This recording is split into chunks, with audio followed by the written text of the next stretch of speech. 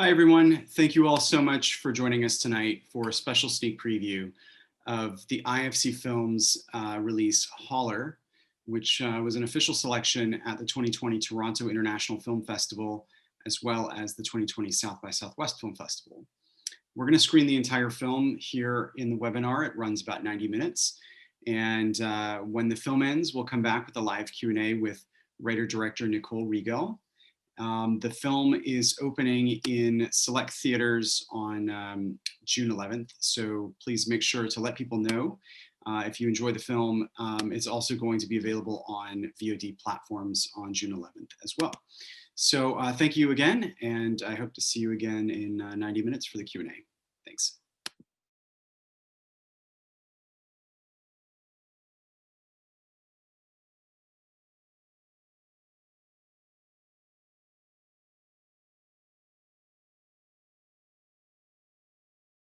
Hi, everyone.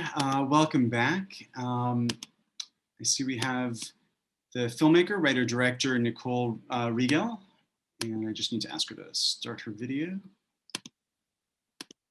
Hi, thank you so much for joining us. Hi, can you hear me? Yeah, I can definitely hear you. Great. So I lost your video though. Sorry, I am back. Okay. Thank you so much for joining us to talk about this movie. I'm just blown away by the feeling of authenticity that it really exudes, and so much of it, I think we'll talk about this, comes down to the location and the people who you cast to sort of fill in the smaller roles. But I know that you're from this town or this area, you know? Yeah, I made the film in my hometown in Southeast Ohio. So tell us a little bit about knowing the town that you're from, extracting this particular story. Was there something like how did you devise a narrative story anchored in this town? Oh wait, we have a second Nicole in there. Sorry. Okay. Oh. Yeah, I'm curious, like when you're telling a story about your own hometown, how you actually find the story itself. Well, I mean, it's a very personal story. I wanted to make a film about my own pursuit of an education and how hard it was for me to get opportunities to go to college when I was growing up in Appalachia as a young woman at 17 years old. And when I got older, I was able to sort of reflect on that and think about the institutions and the systems and the things that I was born, the circumstances I was born into, and how all of them played a role in my own coming of age story and why that made attending college so hard for me. But when I was 17, I didn't know. I didn't about those forces at play. I didn't understand them. I was 17. And all I knew was I want to go to school and be a movie director. That's all I knew at 17. And I never could have predicted that would happen for me, but that it would happen in a way where the film that I would make would be one about that experience. But I knew that had to be my first film, and I think it took a long time to do that because I at many points in my life maybe just wasn't ready to unpack that very personal story. I didn't have the wisdom to make HOLLER, many years ago. I couldn't have made HOLLER at 23 years old.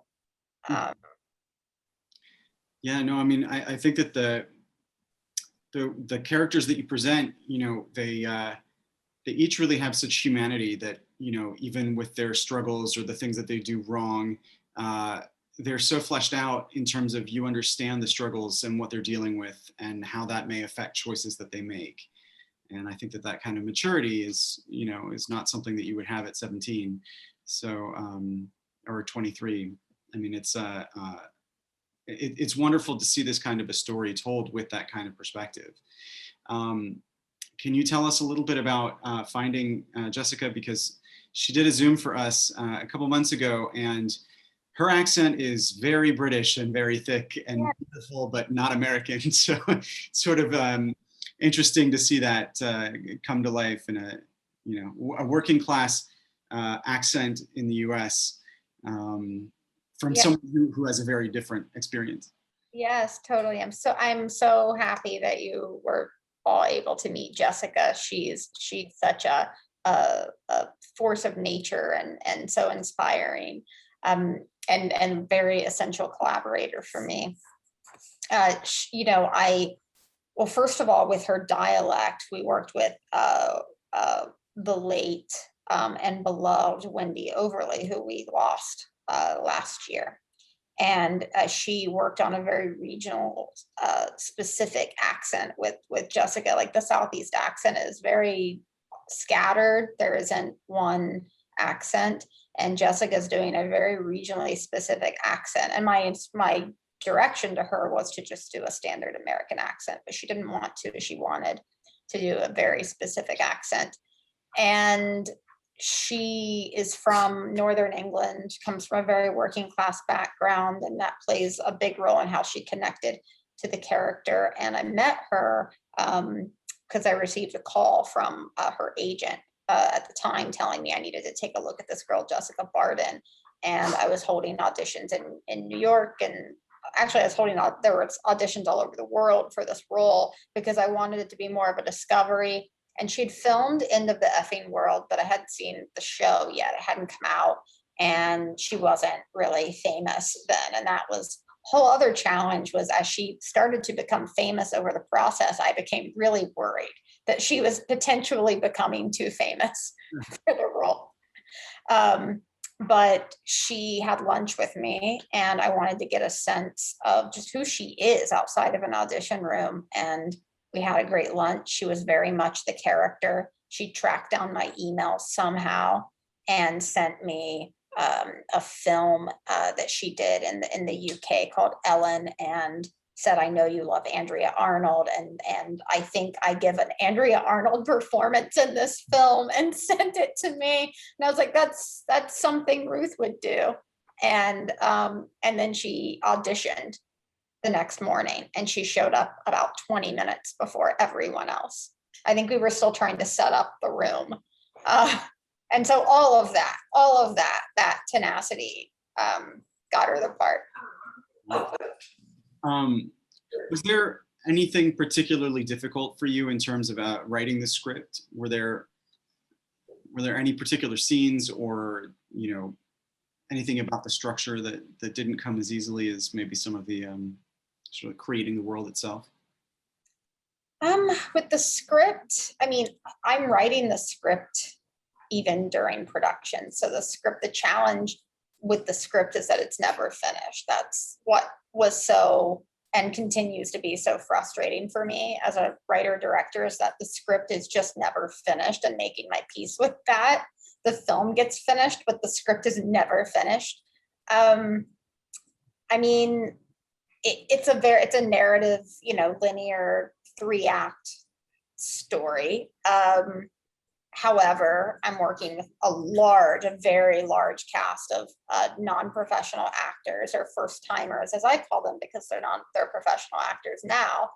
And I'm letting them play, well, they're playing fictionalized versions of themselves. And so they get to tell me what to do, and the other actors a little bit of what to do on the set. And so they have to have the flexibility to stray from the script. But the seasoned actors like Jessica know, going into the process, there are certain arcs that I want to hit. Mm-hmm. And they sort of help me within the scenes to hit those, knowing full well that these other people can sort of change the script and dialogue, if that makes sense. It definitely makes sense. I would think that might be kind of intimidating to be a first timer and to go off script, you know, because of I'm sure some anxiety over, you know, being a performer on camera. Was it sort of relatively straightforward process, or were there times where you had to, kind of workshop something, put it down on like actually formalize it into the script and then have them perform it back? Or was it just a very easy process of getting them to, to sort of improvise their work? I mean, there are times where I'm feeding them lines. And that's something I would never do with the more seasoned actors in the film. But I give the actors an incredible amount of freedom on set. The only thing that's really restrictive is we're shooting on film, and for film economy, this is about how many takes. Like we're not doing 20 takes on something. We're not rolling and rolling and rolling. So we're all going into it knowing exactly what we need to accomplish, and it sharpens everyone. It truly sharpens the cast. Like when they know everyone's not getting to try 5 different takes. But with the sort of first time actors in the film, I am feeding them lines at times, but I'm also like spending time with them before we do scenes. Like, for example, when Dwayne Harper, who plays the man who's fired from the factory, we talked about his own firing from that factory a few times. We spent time one-on-one right before we were doing the scene, talking about what made him uncomfortable. The lines made him uncomfortable. He wouldn't speak that way. So he needed to understand, okay, here's, from a story perspective, here's what you need to get across. Say that however you want, and we will work around you. We all know the dance we're doing. And so then it just made the scene a lot easier. If he could just say it how he wanted to say it, him hitting the plexiglass, that was all him. Just when, I don't know what he's going to do. Like, I had no idea what he was going to do. Yeah, and you really do feel exactly, where he is in that moment. Yeah. Really the gift that you get from, the way that you cast those roles. I'm curious about going and filming in your hometown. I mean, what was that like in terms of the reception that you got with, I don't know if you're stimulating the local economy with the production, or if a lot of people were able to participate in some way with small jobs and stuff other than the actors. What was that like? Yeah, absolutely. And I mean, the catering was a big thing that stimulated the economy, because we bought everything from all of these local mom and pop shops that, fed us and took care of us throughout the whole production. And I think, made more money from a film production than they would in any normal month. We also have an impact partner, a wonderful impact partner called Apple Shop in the Appalachian region. And their whole purpose is to create media from the voices of their own region and get people from Appalachia behind the camera, especially young people who want to make films. And HOLLER is in partnership with Apple Shop. So definitely the film was made with all of that in mind. Can you tell us a little bit about the decision to actually shoot on film? I mean, I just think it looks beautiful. The grain and the colors are fantastic. And then as you mentioned, it has that one, I think, really important thing for actors, which is that you don't have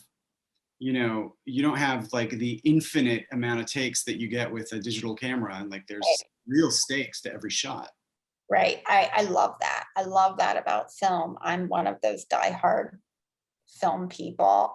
For me, I don't know that everyone's film has to be shot on film. I think if I were 17 years old today and didn't have the resources, like I didn't when I was 17 years old, I'd probably make a movie on my phone, because it's better than not making a movie, but I do have those resources now, and film's very important to me. And I think we should preserve it. And this is a story about a community of people and a place who feel very left behind in the world.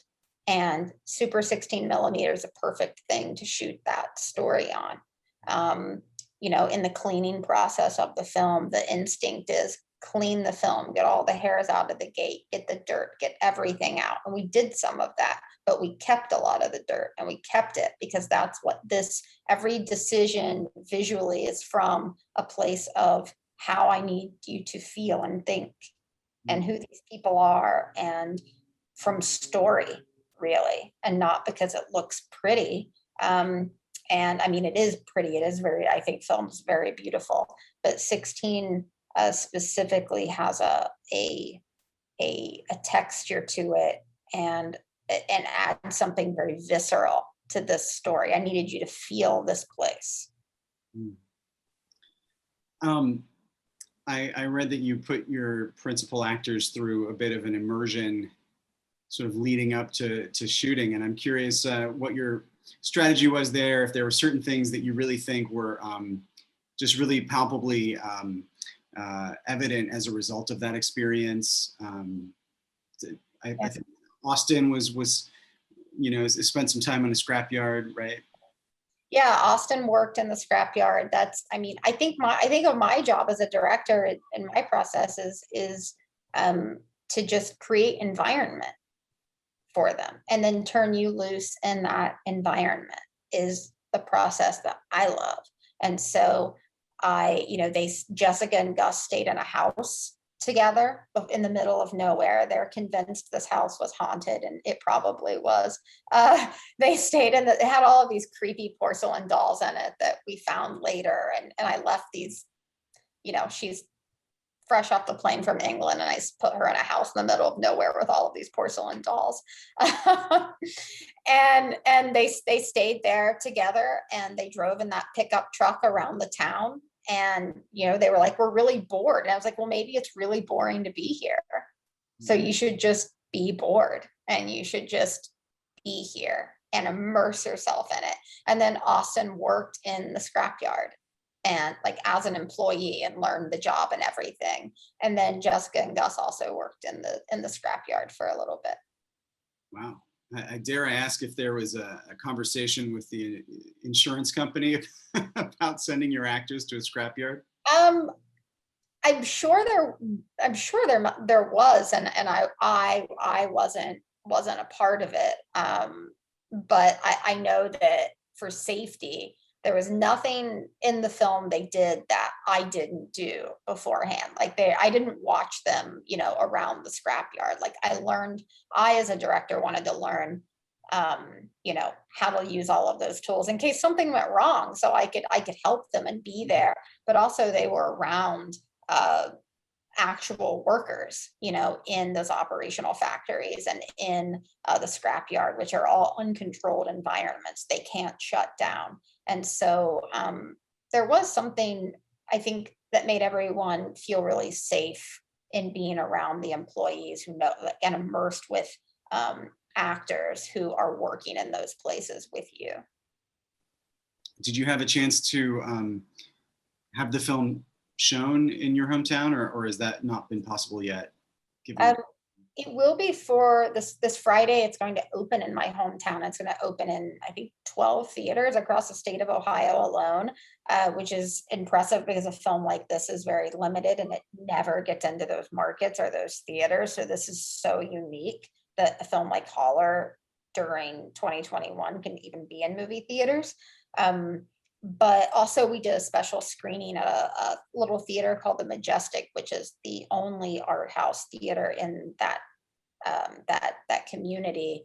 And they used HOLLER, I think it was late last year. It was right before the holidays. They used HOLLER as a sort of a fundraiser to pay their theater employees so they could keep the theater up and running. So we did a very, very private series of screenings to reopen the Majestic. That's amazing. I just have a couple of things I wanted to ask before I take some questions from the students and the audience out there. And I just wanted to mention to anyone who wants to ask a question, we can bring you over to ask it live with your camera on. type it up in the Q&A box and I'll call on you. And if you'd rather me just read your question, just go ahead and put that in there too. I noticed a couple of really unique executive producers, Abigail Disney, Paul Feig. I mean, these are names that really stand out. I'm curious to know a little bit about what their involvement was, if they also offered feedback, or if it was help with, raising funds or getting the film seen. How did you work with them? Yeah, I'll start with Paul. Both of them are big champions of mine, and Paul came on board as an executive producer to sort of open doors for me during the financing stage. I mean, everyone said no to me. I went to who knows how many places for years trying to get support for this film, and Paul was the first really big advocate who said yes in the room after really grilling me for about 45 minutes on every aspect of filmmaking. And then he started going in opening those doors for me. He is a very, very generous director. That's something I really love about Paul, is he's one of those directors who opens the door for the next generation of filmmakers after him, which I think if we all care about this craft that we love as directors is what we should be doing. And he did that for me. And then that led to a meeting at Abigail Disney's company, Level Forward, which formed, I believe, in the summer of 2018. That's when I met them. And I'm not even kidding. I Googled who gives money to women filmmakers, because I was just so out of my luck. And I half jokingly one night just Googled it, and this company came up, and I knew an executive there, and I called him and asked if Paul Feig and I could come in for a meeting and pitch a movie. And my producer Adam joined us, and the three of us went in a week later and had a great meeting. And then a week after that, we were fully financed, thanks to this amazing company that Abigail Disney created. That's such an important, bit of advice that I think sometimes people forget about, is like, you want to make a particular kind of film. Who has been putting money into these films, or filmmakers in the past, and try and see if it's of interest to them. So that was, honestly, it's funny that you think to Google it, and it's not something that's just sort of like taught in film school. Find these financiers, look at the kinds of films you want to make, and see if they're taking any meetings. Yeah. And also the places that do finance them, how long are they financing them? Are people showing up? Are they buying tickets to them? Are you going out and seeing the films you care about so that they are profitable? Yeah. And then it shows those people there is a business here, so they want to continue to finance films like Holler. It's very important. And at what point did you wind up bringing was it the script or the film itself to Sundance? Oh my goodness, it was so long ago when I brought that to them. And then I was also supported through their music. I've gone through so many of, I think, all of their labs. I went through their music lab to learn how to score the film. Was the final lab that I went to at the Skywalker Ranch. That was my favorite lab, because I had no idea how to work with a composer, and I completely learned that skill set there. What was the most impactful part of it? Learning how to, just director to composer, how to communicate with a composer and how to give emotional direction. Because I don't know how to play the cello, but I don't need to know how to play the cello. I'm not as comfortable speaking to a composer as I am a cinematographer or a production designer, which is easy for me. But with a composer, I felt like I needed to know all the notes. I needed to know how to play all of the instruments in the orchestra. But I really just need to tell them how I want things to feel, and be very concise with them. So the film's opening through IFC, and it's interesting that you said that the film's coming out in 12 theaters across Ohio, because typically I would think a lot of IFC films you expect to open in LA, New York, maybe San Francisco.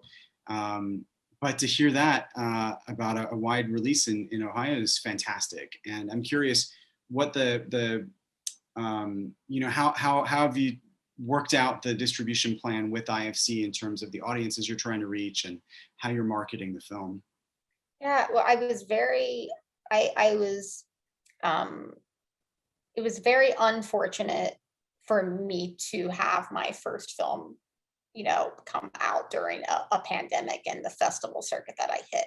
However, it's really fortunate in that IFC cares as much about theatrical as I do. And by the time, you know, coming out of Toronto, it was time to take the film out to, you know, buyers. There are very, very few buyers on the list, not even on one hand, who still felt there was going to be a theatrical market. And going into the festivals, it was a long list. And IFC still cared, and they knew how important that was to me. And but what that meant was we wait, and we can't give a guarantee. So we have to wait and see.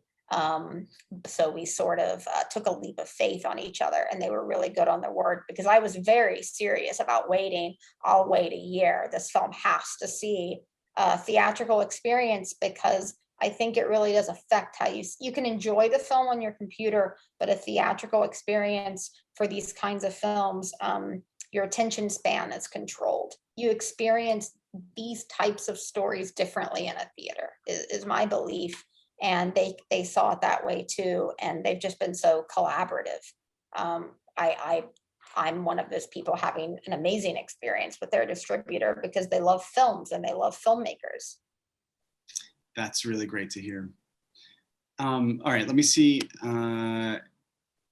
Okay, so there's a question from Elisa, and let me see if I can bring Elisa over. And then I'll bring over Raj Vora. And so Raj, when I bring you over, just keep your camera off until I call on you. Okay.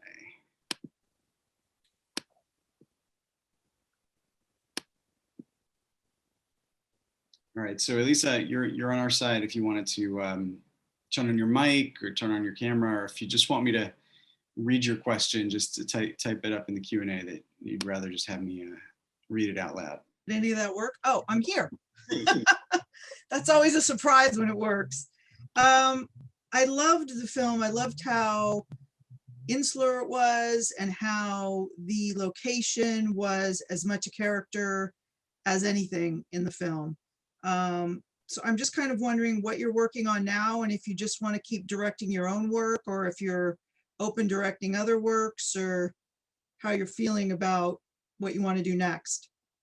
Yeah, well, thank you for that, and thanks for watching the film. I want to, you know, I'm working on my second film now, and it's still hard. It came together more quickly than HOLLER did, but I like writing my own. I like writing my own films. I like the control in that, and that I can do that. So I'll probably, you know, stay for now on this path of writing, directing my own films. However, I still look at material. I still look at, you know, scripts. I've read a lot of scripts that have been sent to me.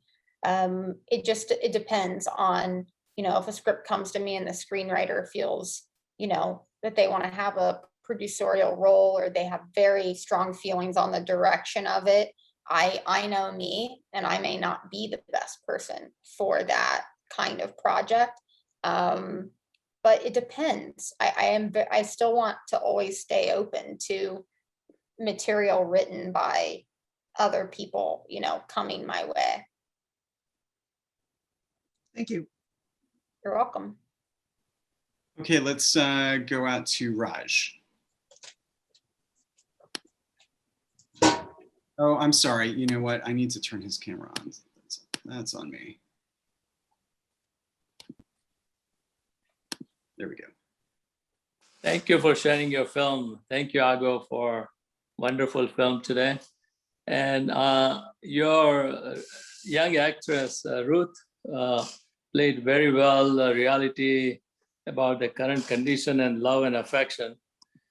What can you throw more light about as your film revolves around Ohio? can you throw more lights about current economic and social conditions in that area? Because that's definitely more panic in the opioid and all other scenarios. And the condition you're portrayed very reality, it shows the reality of the world in that area. Yeah, absolutely. Thank you. Thank you for watching the film.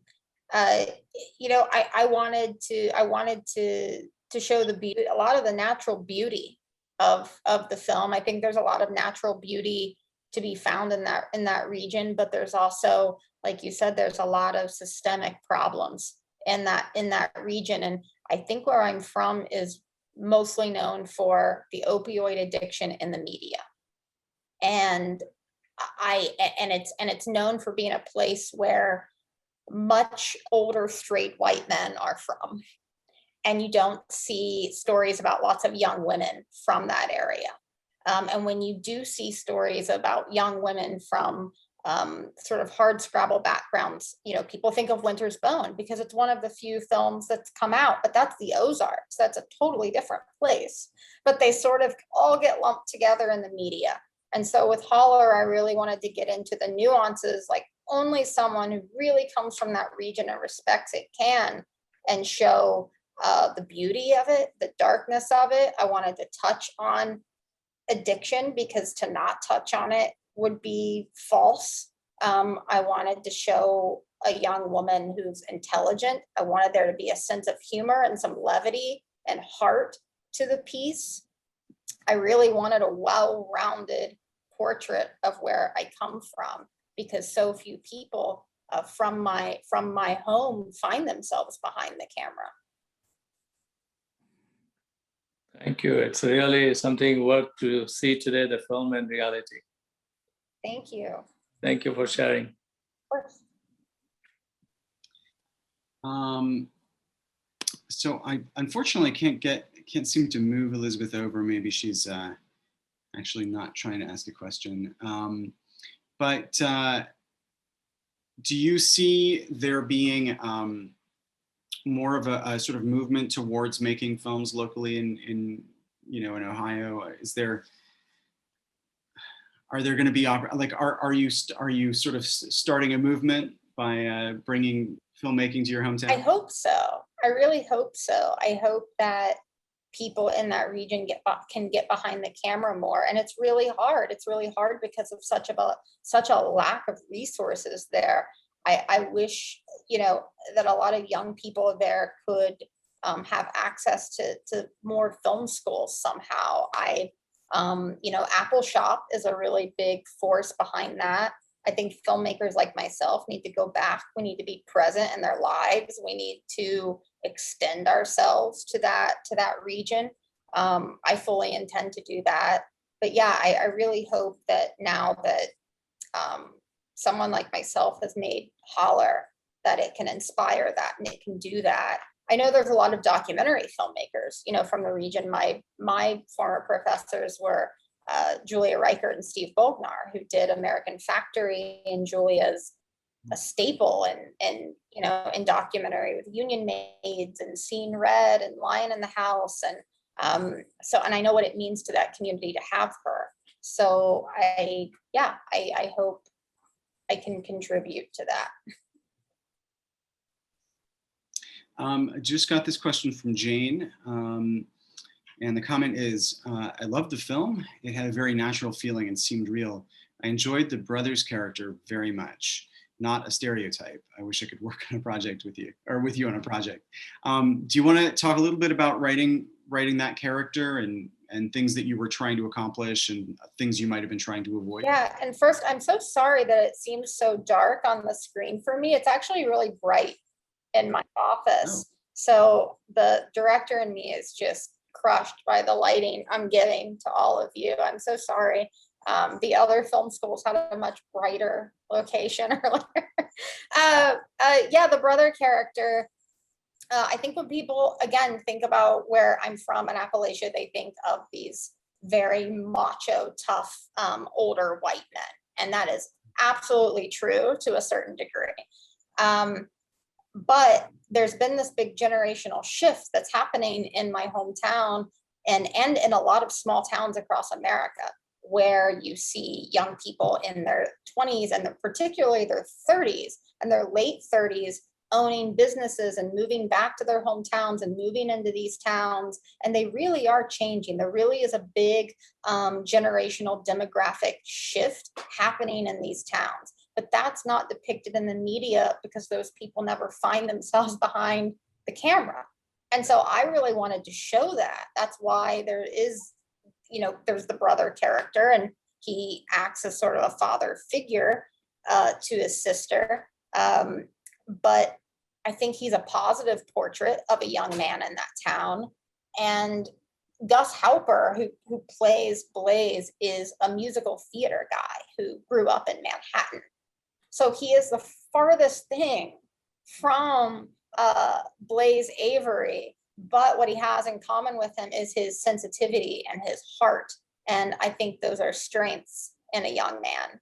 And I wanted to show that in the film. And I think there's a reason lots of young men from the area watch this film and feel seen, because they don't connect to this like macho guy from the region that seems to be the poster for the area in the media. It's funny, I was trying to figure out where I had just seen Gus, and then I realized he was Danny Two Phones from Love Life. Yes, yes, yes. Great. And he's also wonderful in this independent film called Goat. Oh yeah, absolutely. Or yeah, he plays a very different kind of guy. He plays the kind of guy we're talking about that he's not in Holler. Well, thank you so much for taking this evening to talk to us about your movie. And I'm sorry that we're not welcoming you into our theater right now, but soon, hopefully, you know, we'll be back in the theater in a couple of months. But in the meantime, hopefully everyone on the call will be inspired to tell people about the theatrical, because a lot of the movie theaters are open in LA. It's just the university is still shut down. But yeah, I agree. There's something, it would be wonderful to see the 16 millimeter also like up on the big screen. You have to. It's amazing. It's delicious. It's delicious is the best way to describe it. You have to see it. It's just a whole different experience. Well, thanks again, and I do hope you'll come join us soon when you've got your next film, or maybe just to put this one up on the big screen when the time comes. Yes, yes. I reside in downtown Los Angeles, so I'm close to USC. Oh, no kidding. Yeah. Yeah, I will definitely then hit you up to. I want to do like a festival. I'm a big fan of downtown. I love it. I rarely leave the Arts District. Oh wow. Okay. Excellent. Well, since you're our neighbor, then it's a standing invitation. Yes, yes. Let me just see. There's like a final comment. Oh yeah, just people thanking you. So Very welcome. thank you so much, and have a great night. You too. Bye, everyone.